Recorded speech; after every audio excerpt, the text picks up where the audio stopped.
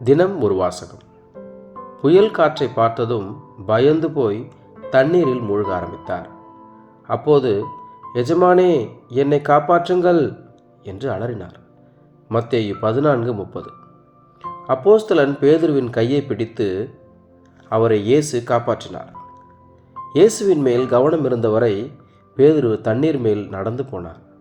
ஆனால் எப்போது புயலை பார்த்தாரோ அப்போது அரண்டு போய் மூழ்க ஆரம்பித்தார்.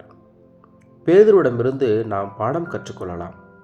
படகிலிருந்து இறங்கி தண்ணீர் மேல் நடக்க ஆரம்பித்த போது புயலை பார்த்து பயப்படுவோம் என்றோ தண்ணீரில் மூழ்கிவிடுவோம் என்றோ பேதுரு நினைத்து கூட பார்க்கவில்லை. இயேசுவிடம் போய் சேர வேண்டும் என்பதுதான் அவருடைய குறிக்கோளாக இருந்தது. ஆனால் எப்போது அவர் புயலை பார்த்து பயந்தாரோ அப்போது தண்ணீரில் மூழ்க ஆரம்பித்தார். இன்றைக்கு நம்மால் தண்ணீர் மேல் நடக்க முடியாது என்பது உண்மைதான்.